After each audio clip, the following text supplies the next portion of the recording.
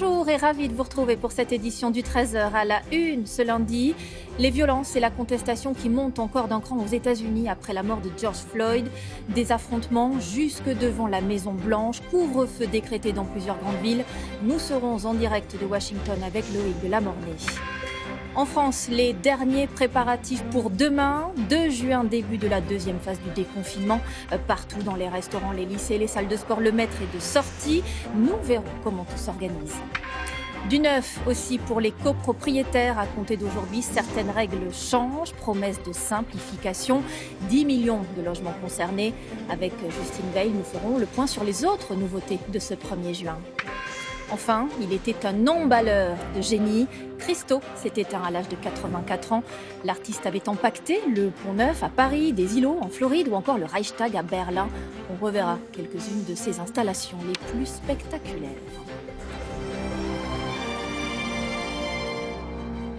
Et pour ouvrir ce journal, donc direction les États-Unis qui n'en finissent plus de s'embraser. 6e nuit de violence depuis qu'un Afro-Américain, George Floyd, est décédé alors qu'il se faisait interpeller par des policiers. Hier soir, les tensions ont gagné la capitale, des manifestations, des affrontements jusque devant la Maison-Blanche, du jamais vu. Sur place, le reportage de nos correspondants Loïc de la Mornay et Thomas Donzel. Une scène inimaginable pour l'Amérique. Le square Lafayette, le petit parc public au pied de la Maison-Blanche, est en pleine émeute. Il est minuit la nuit dernière, en plein cœur de Washington DC, et malgré le couvre-feu en vigueur, les manifestants sont toujours là, scandant le nom de George Floyd, cet homme noir tué par la police de Minneapolis. Les forces de l'ordre réussissent tout juste à les repousser sur cette avenue, juste derrière la Maison-Blanche. Pas de quoi dissiper la colère de ces révoltés. Ce pays est un pays de merde. Il a toujours utilisé des esclaves pour les tuer ensuite ou les déposséder de leurs droits, les priver d'humanité. Il s'est construit pour donner des privilèges aux Blancs de manière systématique. La police, regardez, est juste derrière en train de faire barrage car la Maison-Blanche se situe juste au coin de cette rue, la Maison-Blanche avec Donald Trump, le cœur du pouvoir américain. C'est une situation absolument inédite dans cette Amérique fracturée, divisée et qui se réveille et s'embrase sur fond de tensions raciales. Et c'est dans cette rue de la capitale fédérale, si ordonnée d'habitude, que les pillages et les destructions vont s'enchaîner. Des casseurs défoncent au bélier cet immeuble d'affaires et entrent y mettre le feu. Les restaurants où se pressent normalement les cadres et hauts fonctionnaires de l'administration américaine sont fracassés.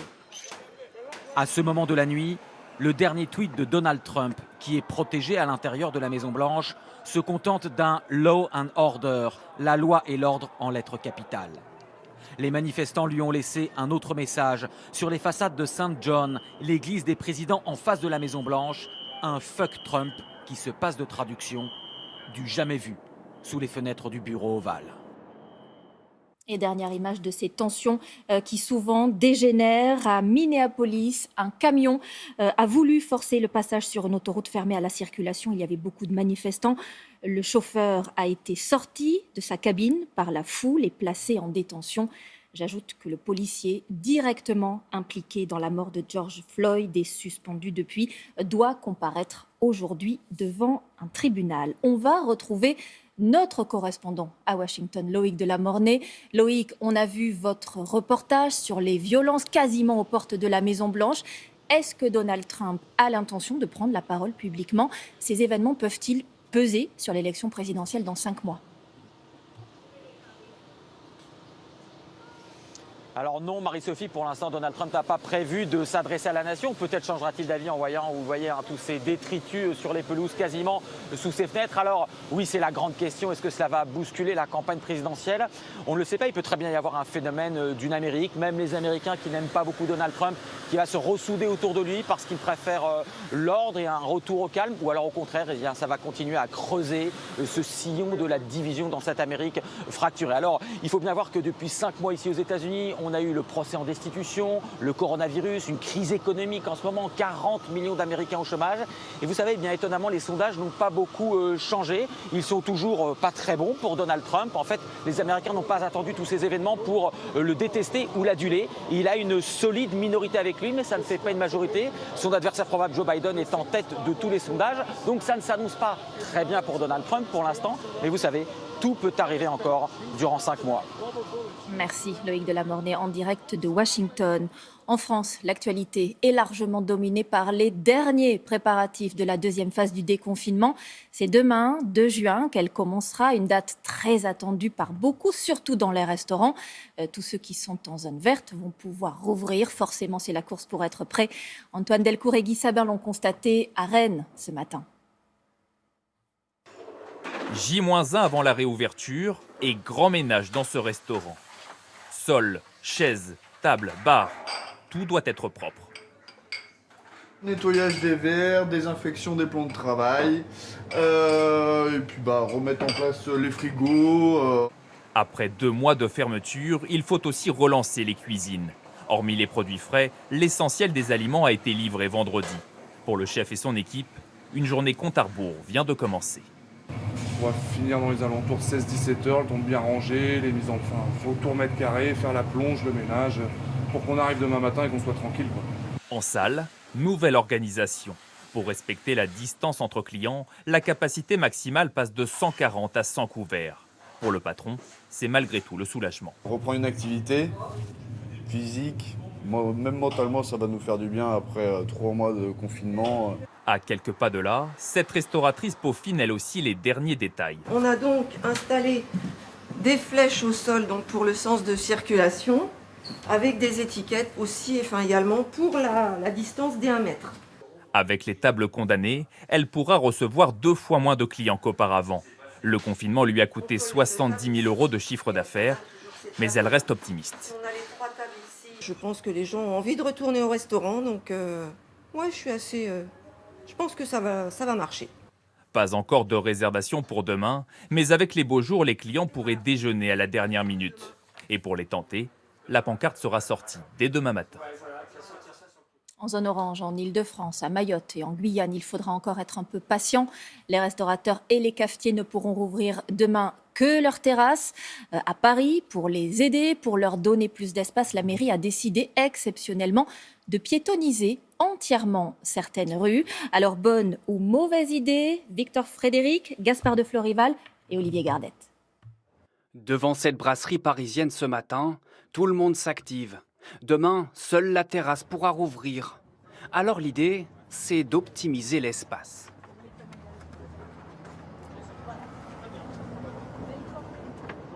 On aimerait bien se mettre en face. On a demandé aux voisins, donc juste rajouter quelques tables là sur le coin, sur l'angle. Un petit peu là aussi si on peut. On n'a pas l'intérieur. Nous, on a une toute petite terrasse ici, donc ça triple carrément notre capacité. À l'intérieur, dernier nettoyage et dernier préparatif. Tout doit être parfait pour enfin accueillir les clients. Il y a toute la cave à laver, il faut remettre en froid tous les frigos pour vérifier que la caisse enregistreuse fonctionne bien. À Paris, les terrasses pourront exceptionnellement s'étendre sur les trottoirs et même parfois au-delà. Ici, c'est toute cette rue qui va devenir piétonne. Un coup de pouce à l'économie des bars et des cafés et une idée qui séduit les riverains. C'est la joie collective parce que tout le monde peut se retrouver, à l'extérieur pour pouvoir retisser des liens. C'est une bonne idée pour faire marcher le commerce. Pour autant, je pense que ces mesures arrivent trop tard. Après des semaines de fermeture, dans son café, Willem Arnaud espère bien lui aussi profiter de cette rue piétonne temporaire. On va essayer de mettre la totalité de nos tables à l'extérieur. Le temps est avec nous en plus. Si demain je peux faire un beau service en restauration et en limonade, voilà, ce sera la bienvenue.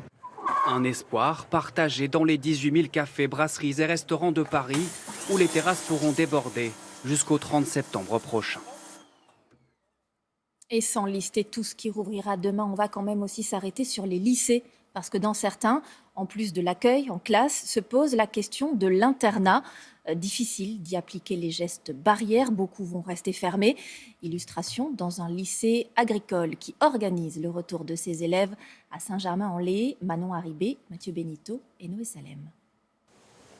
Des serres fermées, des champs déserts. Au lycée agricole de Saint-Germain-en-Laye, un tiers des élèves est attendu ce jeudi sur les bancs de l'école, mais les enseignements pratiques ne reprendront pas tout de suite. Une reprise tout en précaution. Dès l'entrée, chaque classe aura un parcours spécifique. À chaque entrée identifiée, les élèves ont systématiquement à disposition du gel hydroalcoolique pour se désinfecter les mains. Sur le chemin, un marquage au sol pour que les élèves ne se croisent pas. Même principe au moment des cours. On demande aux élèves de pénétrer dans la classe en remplissant d'abord la classe par le fond et en allant ensuite vers l'avant. 12 lycéens par classe seulement, au lieu d'une vingtaine en temps normal. Chacun a un numéro de place attribué et pas question de se relâcher à l'heure du repas. On voit que le réfectoire a été installé de manière à permettre un repas en toute sécurité, avec une place sur 2 neutralisée, des élèves qui mangent en quinconce. Cette semaine, le lycée n'accueillera les élèves que pendant les heures de classe, mais l'internat pourrait rouvrir la semaine prochaine. Au lieu des 300 internes habituels, seule une quarantaine serait de retour pour limiter les contacts entre les lycéens. Ici, vous avez une chambre d'internat qui est normalement une chambre 3 places, un lit superposé et un lit simple. Et du coup, dans le cadre des nouvelles mesures, on a choisi de mettre un seul élève dans cet espace. Des effectifs réduits et un programme ciblé pour essayer de remotiver les élèves qui n'ont pas tous réussi à suivre les cours pendant le confinement. Notre intérêt aujourd'hui, c'est essayer de remettre ces élèves-là décrocheurs dans le système éducatif en leur proposant des alternatives, donc des activités pédagogiques, des activités extrascolaires, mais aussi des enseignements professionnels. Un retour sur le terrain souhaité par le ministre de l'Agriculture, qui attend que les 138 000 élèves du secteur agricole puissent reprendre le chemin des cours. Et la reprise qui se fait aussi dans les écoles au Royaume-Uni. C'est le deuxième pays le plus endeuillé dans le monde, plus de 38 000 morts. Anaïs Barre, vous êtes en direct de Londres, car ces réouvertures soulèvent beaucoup de critiques.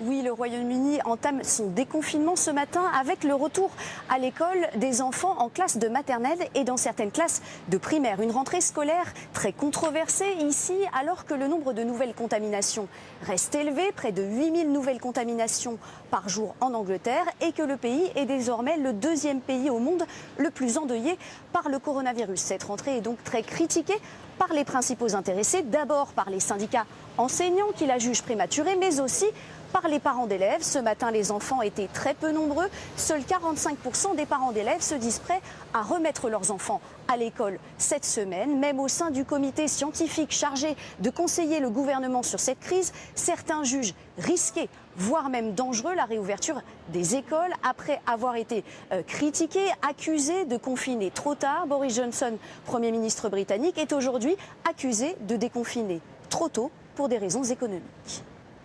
Merci Anaïs Barre pour ces précisions directes de Londres et au-delà du Royaume-Uni. Voyons maintenant comment se poursuit le déconfinement chez nos voisins européens. Partout, des plans différents et progressifs.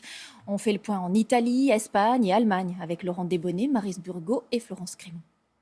Retrouver les lieux touristiques, les restaurants, les cinémas, les piscines. Certains de nos voisins européens ont de l'avance. Voici comment ça se passe. À Rome ce matin, c'est l'effervescence à l'entrée du Colisée. Le monument accueille à nouveau les visiteurs, mais en nombre limité et avec réservation obligatoire sur Internet. Les glaciers aussi ont déjà rouvert. À l'intérieur, serveurs comme clients, tout le monde est masqué.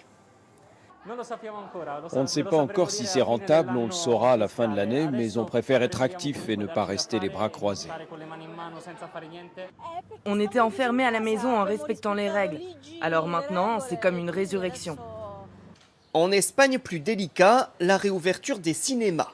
Un tiers seulement des places peuvent être occupées et aucun nouveau film n'étant sorti, les spectateurs retrouvent ce qui était à l'affiche avant le confinement. En Allemagne, presque tout a déjà rouvert, et notamment les piscines, comme ici à Düsseldorf. Désinfection des échelles, nombre limité de nageurs dans les bassins et couloirs de natation à sens unique. J'ai nagé 850 mètres, super impression. Quand on est dans l'eau, on se rend compte à quel point ça fait du bien. Enfin, en République tchèque, l'un des pays européens les moins touchés par l'épidémie, les bars ont rouvert ce week-end, visiblement sans grande restriction.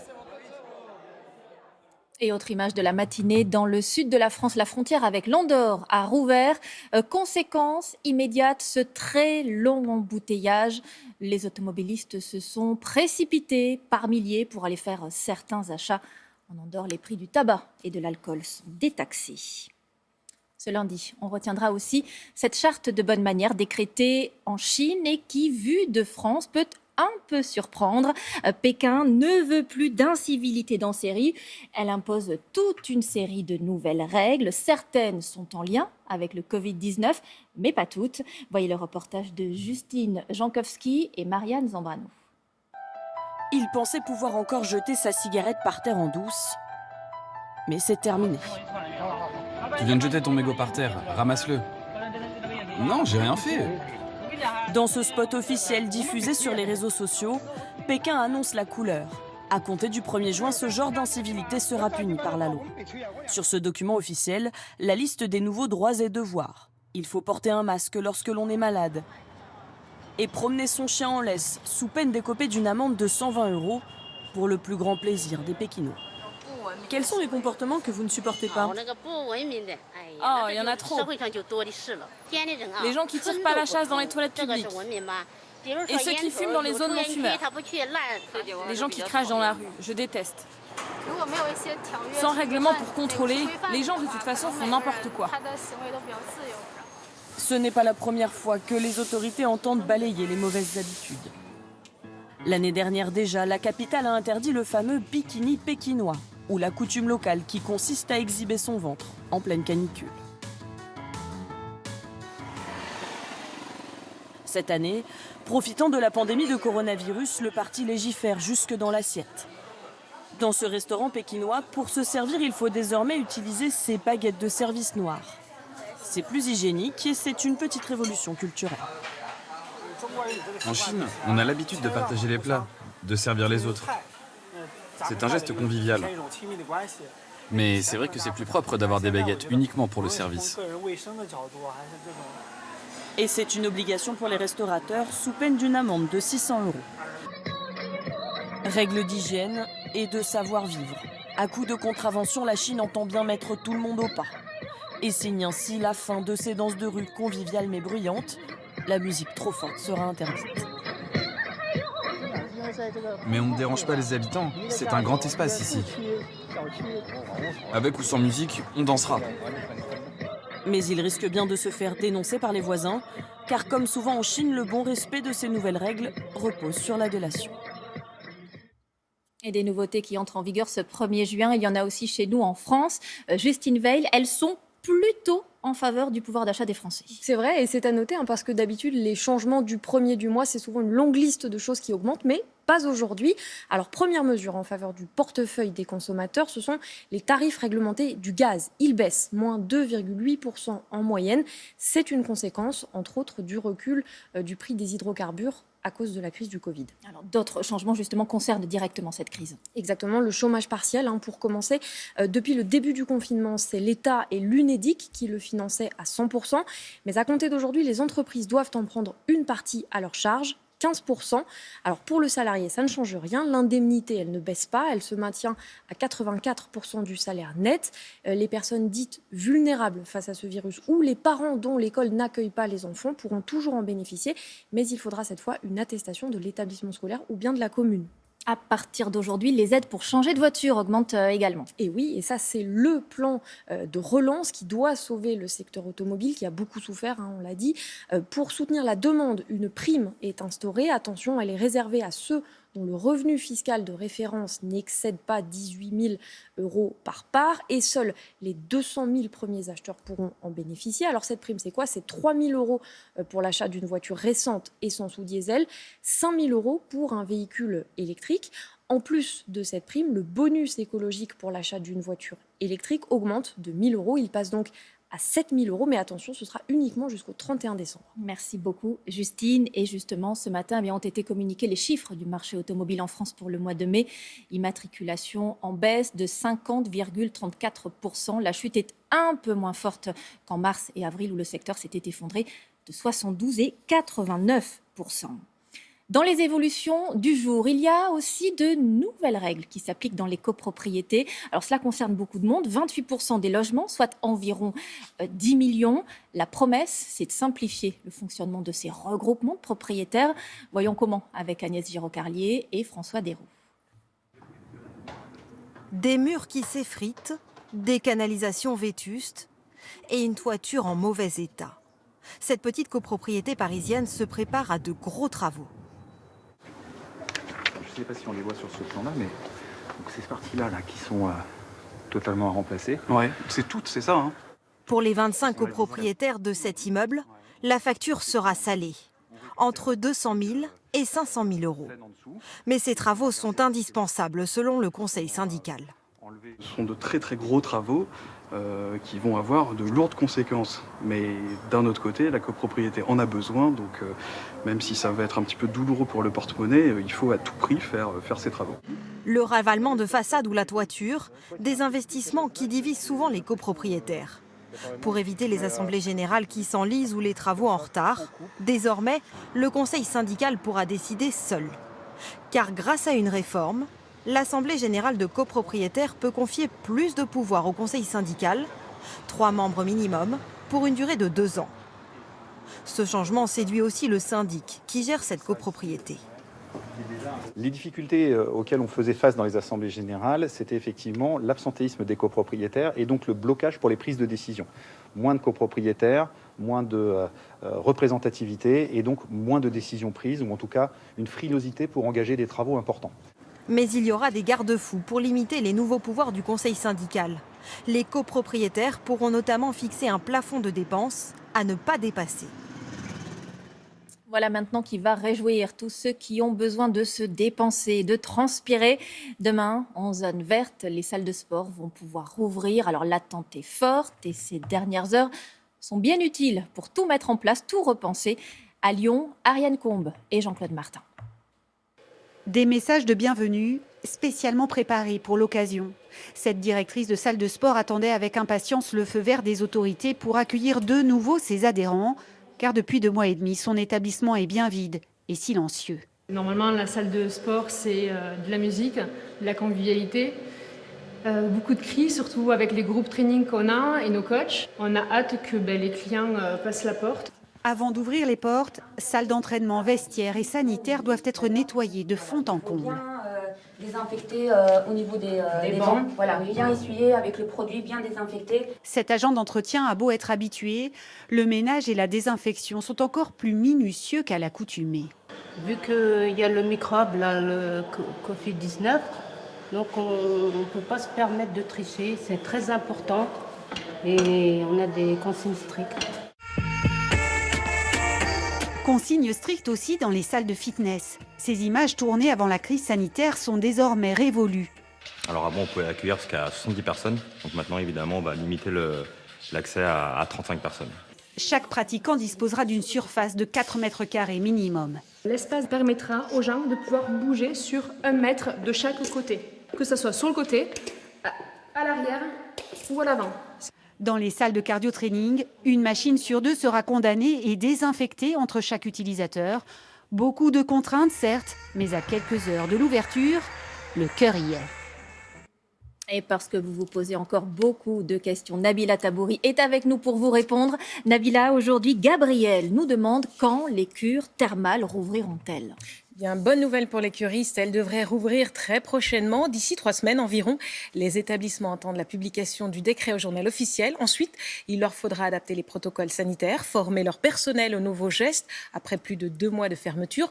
Renseignez-vous cependant auprès de votre établissement car certains soins collectifs seront toujours suspendus même après la réouverture. Alors vous avez aussi repéré cette question très concrète de Jeanne. Comment désinfecter ma voiture après avoir transporté une personne à risque. Première chose à faire, aérer votre véhicule. Puis vous pouvez procéder au nettoyage des surfaces, soit avec de l'eau de javel diluée, qu'il faudra laisser agir au moins un quart d'heure, ou de l'alcool à 70 degrés. À proscrire absolument l'utilisation de l'aspirateur ou du sèche-cheveux, et seulement dans le cas où la personne ne portait pas de masque, toussait et était dans le pic viral, vous pouvez par précaution laisser votre voiture au garage pendant 3 jours. Et dernière question pour aujourd'hui, le nombre de personnes acceptées à l'église et au cimetière est-il toujours limité à 20 personnes? Cette limite de 20 personnes n'est désormais plus en vigueur dans les lieux de culte ou les cimetières. Cependant, dans l'église, il faut s'assurer que les mesures sanitaires sont respectées. 4 mètres carrés par personne, port du masque, gel. S'il y a trop de monde, une interdiction d'entrée est tout de même possible. Merci beaucoup, Nabila. On poursuit avec notre détour du jour dans le kiosque à journaux. Quels sont les gros titres de la presse quotidienne régionale au plus près de chez vous? On voit cela avec Samuel Etienne. Bonjour à tous, un coup d'œil à vos journaux en région. Est-ce que vous sentez ce parfum de liberté dont parle Paris-Normandie en sa une ce matin? Bah oui, J-1 avant la fameuse phase 2 du déconfinement en France. C'est oui, le 2 juin. Les cafés, les restaurants vont pouvoir ouvrir. C'est la une de la Dépêche du Midi. Demain, on rouvre. Sinon, jour de fête aussi, au pluriel d'ailleurs. Pour qui? Pour les grands-parents. J'aime beaucoup cette photo en une de la Charente libre. Après plus de 2 mois de confinement, des grands-parents racontent au journal leur retrouvaille tant attendue avec leurs petits-enfants. Et la photo est juste vraiment mignonne. Joli titre aussi en une du journal du Centre ce matin, la fin du silence de cathédrale avec la reprise des messes un peu partout dans le pays. Aujourd'hui, c'est le lundi de Pentecôte, bien sûr. Question que se pose le journal de Saône-et-Loire, est-ce que c'est pas le bon moment pour acheter une voiture si on en a besoin, bien sûr, avec toutes ces primes et ces bonus, le plan de soutien de l'exécutif à l'industrie auto en France. On pourrait penser que les choses redeviennent normales dans les hôpitaux. Ça n'est pas le cas selon le Dauphiné libéré. Des hôpitaux en manque de produits, notamment manque d'anesthésiants dans les hôpitaux de France. Crise sanitaire, et puis il y a un autre virus dont la Provence veut vous parler ce matin. Fake news, l'autre virus de la crise. Le journal qui propose à ses lecteurs ce matin le top 10 des infox les plus partagés sur les réseaux sociaux. La Provence qui donne aussi des conseils pour les détecter. Oui, et dans le rétro, notre 1er juin en 1898, il y a 122 ans jour pour jour, une toute autre actualité faisait la une, l'ouverture à Paris du Palace Le Ritz, un lieu très vite devenu mythique. Place Vendôme, il est considéré comme l'un des plus beaux, grands et luxueux hôtels au monde. Benoît Paris. Place Vendôme se niche un des symboles du luxe. 4 lettres d'or sur une austère façade. La porte franchie, tout n'est que calme et volupté, des couloirs spacieux, des escaliers majestueux, 150 chambres dont des suites, dignes des rois. L'essence de ce palace revient à César Ritz, qui le 1er juin 1898 ouvrait un nouveau chapitre de l'hôtellerie de luxe. Il a apporté premièrement une notion d'hygiène qui n'existait pas, c'est-à-dire une salle de bain par chambre. Ensuite, il a apporté l'idée d'une maison plus petite, plus intime, où la clientèle se sent beaucoup plus dans une maison particulière que dans quelque chose ouvert à tout vent. Hygiène, ascenseur, électricité. Ce confort moderne séduit tout ce que l'Europe compte d'aristocrates et les Amériques de financiers. Les fortunes du monde y sont comme à la maison, et Marcel Proust fréquente assidûment le palace. Quand il sortait, il distribuait des pourboires. Et il ne lui restait plus rien en poche, et il dit au concierge « Pouvez-vous me prêter 50 francs ?» « Mais oui, monsieur Proust, et voilà. » Et Proust dit « Gardez-les, c'était pour vous. » 1940, aux heures sombres de l'occupation, le maréchal Göring en fait le quartier général de la Luftwaffe et s'octroie la suite impériale.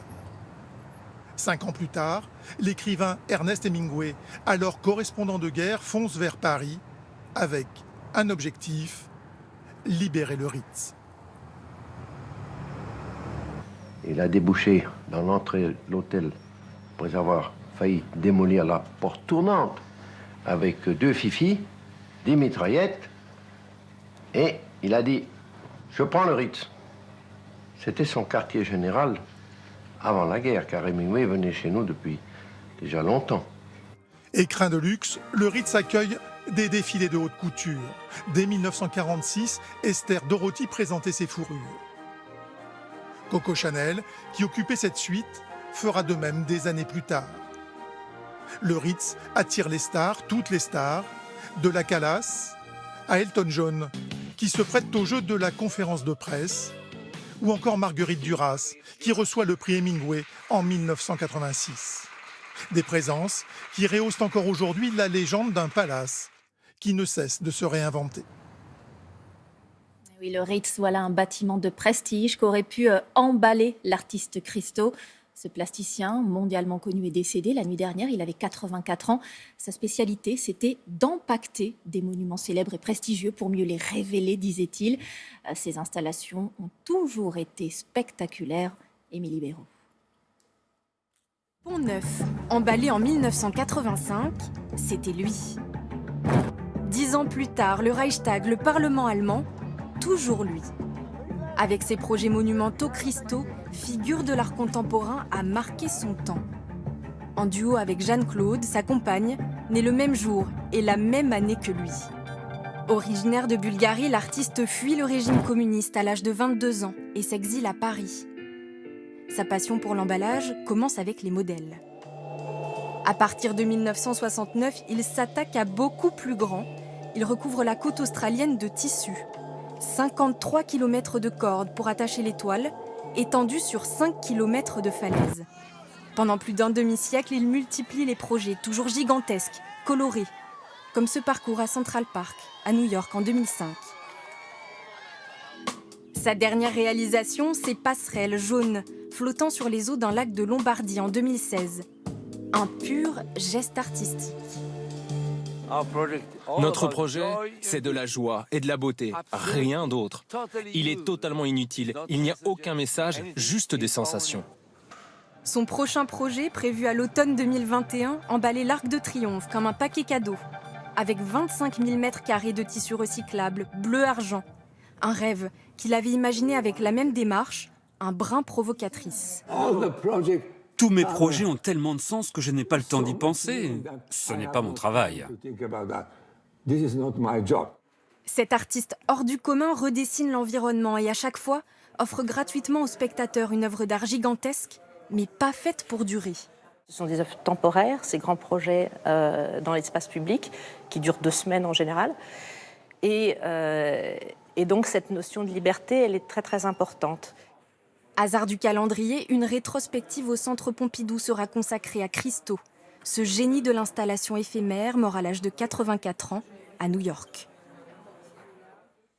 Ce lundi, on reprend le cours normal de nos feuilletons qui nous font voyager et nous partons dans l'un des endroits les plus impressionnants d'Europe, les fjords de Norvège. C'est une destination privilégiée pour les amoureux de nature et de grands espaces. Des paysages à couper le souffle que l'on découvre avec David Dameda, Perceval Briclot et Isabelle Tartakovsky.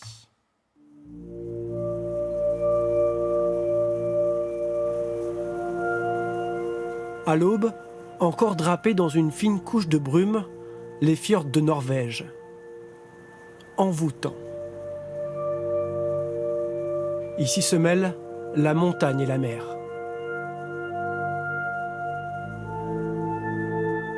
Un monde de verticalité à la fois terrifiant et étourdissant. Pour apprécier leur beauté à leur juste valeur, il faut prendre le mode de transport le plus ancien et le plus utilisé ici, le bateau. L'autre moyen plus économique et surtout plus écologique, prendre de la hauteur et marcher. La région des fjords est une terre de randonnée inépuisable où très rapidement on ne fait qu'un avec une nature grandiose et omniprésente.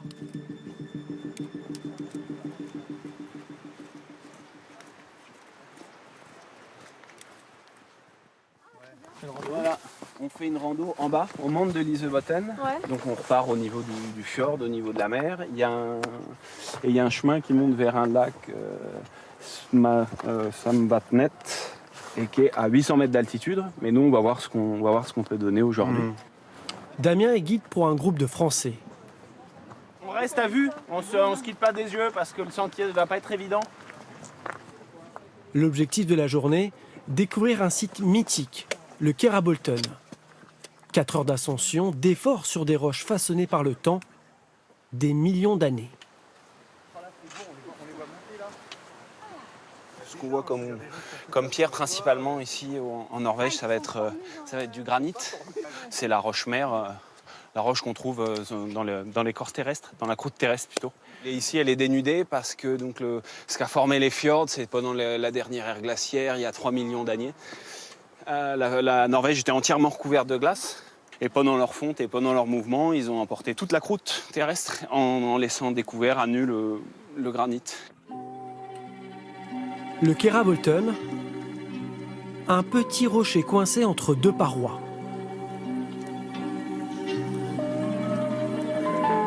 À la saison estivale, des milliers de touristes prennent le risque de se prendre en photo. Sous leurs pieds, 1000 mètres de vide.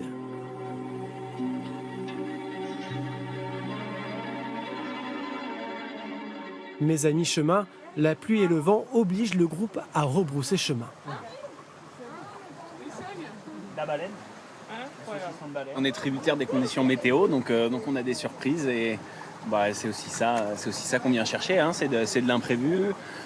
Donc cette fois, on avait bon espoir éventuellement de passer par-dessus les nuages, voir le lac, et puis il faut savoir renoncer quand les conditions ne sont pas bonnes.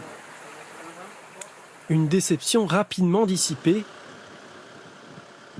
Le retour sur les eaux calmes du fjord de Lisen permet à notre groupe de Français de finalement apercevoir le rocher.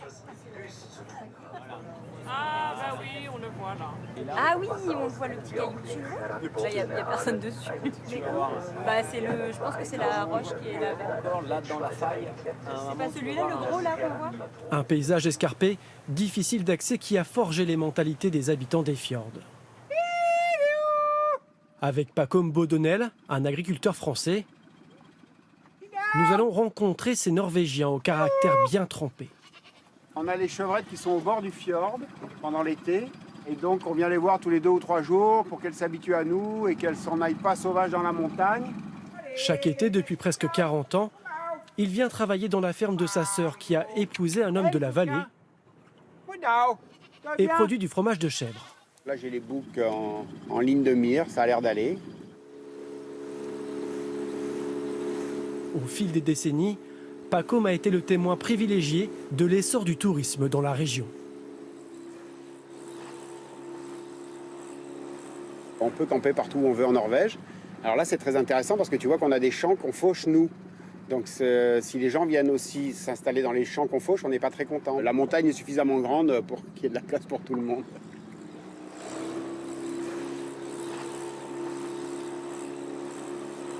De la place, il en faut pour accueillir les millions de visiteurs qui débarquent chaque année dans les fjords. Comme ici, dans le port de Flåm. Maxime Rieux habite ici. Il travaille pour une compagnie de ferry. Là, on a des paquebots en fait qui viennent ici. On en a quelques-uns soit par jour, soit par semaine, mais seulement en haute saison. Et donc c'est des énormes paquebots, des lignes internationales. Et on a jusqu'à 3 paquebots par jour comme ça. Donc ça nous fait à peu près jusqu'à 7-8 000 personnes en plus par jour qui débarquent ici juste pour la journée en fait. Maxime se rend dans un petit village blotti en bord de fjord. Et voilà pour ce feuilleton que nous avions tourné avant le début de la crise sanitaire et du confinement et que nous vous proposons maintenant que les vacances d'été approchent. Ainsi se termine cette édition. Merci de l'avoir suivi. Tout de suite, c'est le journal météo de Chloé Nabédian, puis les après-midi de France 2. Ce soir, à 20h, vous retrouverez Anne-Sophie Lapix. Moi, je vous souhaite un très bon après-midi et je vous dis à demain, 13h.